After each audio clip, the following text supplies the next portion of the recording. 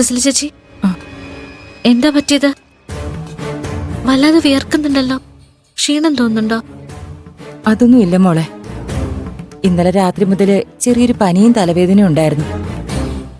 സ്ഥിരമായി മരുന്ന് കഴിക്കുന്നതിന്റെ സൈഡ് എഫക്ട്സാ. വയ്യെങ്കി ചേച്ചി എന്തിനാ വന്നത്? ഭൂമിക മാഡം ലീവ് തരുമല്ലോ. മാഡം ലീവ് തരുമായിരിക്കും, പക്ഷേ എനിക്കെടുക്കാൻ തോന്നിയില്ല.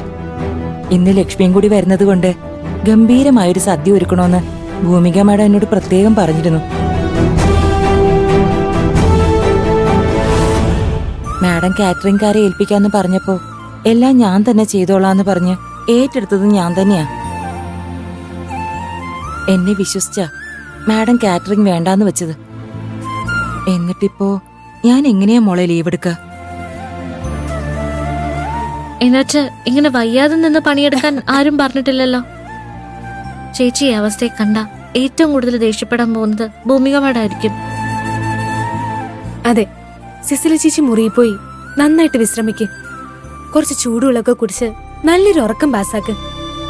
സദ്യയുടെ കാര്യം ഞങ്ങൾ ഏറ്റു. അയ്യോ, അതൊന്നും വേണ്ട മക്കളെ. നിങ്ങൾക്കിതൊന്നും ശീലമില്ലല്ലോ. ഇത്രയും പേർക്കുള്ള സദ്യയല്ലേ, ഞാൻ പതുക്കെ ചെയ്തോളാം. അതെന്താ സിസിലി ചേച്ചി അങ്ങനെ പറഞ്ഞേ? ഞങ്ങക്ക് പാചകം അറിയില്ലെന്നാണോ? എന്റെ കയ്യിലെ കിടില റെസിപ്പികളുണ്ട്. ചേച്ചി പോയിക്കോളൂ. എന്നാലും സാരല്ല, ചേച്ചി പോയി റെസ്റ്റ് എടുക്ക. ചേച്ചി ചെല്ല്. ചെല്ല്. ആ പാറു, നീ ഇനി ഇവിടെ നിക്കണ്ട. ലക്ഷ്മി ചേച്ചി വന്നിട്ട് കുറച്ചു നേരമല്ലേ ആയുള്ളൂ. ചേച്ചി നിന്നെ അന്വേഷിച്ച് നടക്കുന്നുണ്ടാവും. നീ ഇവിടെ നിന്നാ ശരിയാവില്ല. പോയി ചേച്ചിയുടെ കൂടെ സമയം ചെലവഴിക്ക്. അതെങ്ങനെ ശരിയാവും? ഇത്രയും പണികൾ കിടക്കുമ്പോ നിങ്ങളെ മാത്രം ഏൽപ്പിച്ചിട്ട് ഞാൻ എങ്ങനെയാ പോകുന്ന? നിന്നെ കൊണ്ട് തൂറ്റു. ഞങ്ങൾക്ക് ഒരു ബുദ്ധിമുട്ടുമില്ല. നീ വേഗം ചെല്ല് പാറു.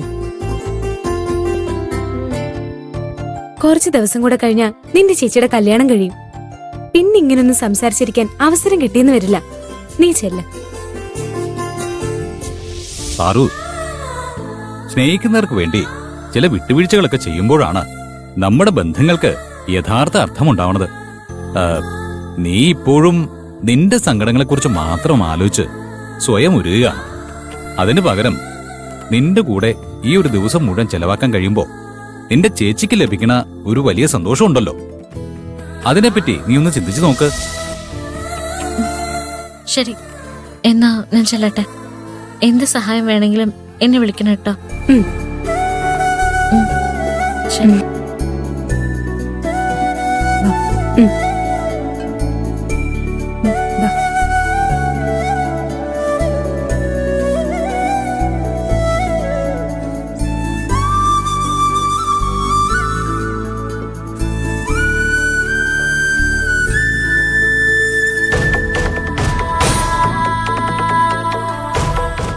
ആഹാ, ഇവിടെ വലിയ പാചകമേളയാണല്ലോ.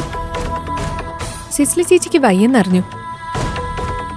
അപ്പൊ ഞങ്ങള് വിചാരിച്ചു ഇവിടെ വന്ന് കുറച്ച് സഹായിക്കാന്ന്. സഹായോ?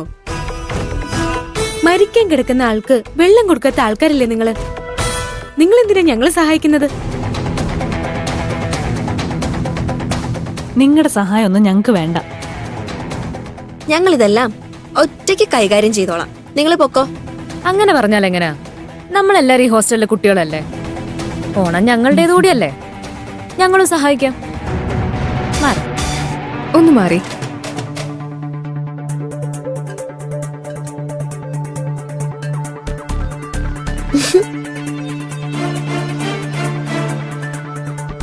അല്ല, ഈ ചൂടത്ത് ഇങ്ങനെ നിന്ന് പണിയെടുത്താ നമ്മൾ എളുപ്പം ക്ഷീണിക്കും. ഞാൻ വരുമ്പോ നമ്മൾ എല്ലാവർക്കും കൂടി കുറച്ച് ഐസ്ക്രീം വാങ്ങിയിരുന്നു. അതൊന്ന് കഴിച്ചിട്ട് നമുക്ക് ബാക്കി പണി തുടങ്ങാം. അവന്തിക, ഫ്രിഡ്ജിൽ ഇരിപ്പുണ്ട്, എടുത്തോണ്ട് വാ.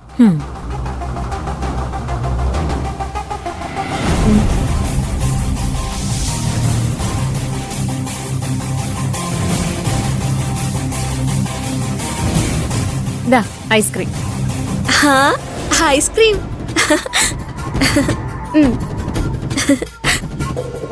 എടുത്തോ, ആയിഷ എടുത്തോ.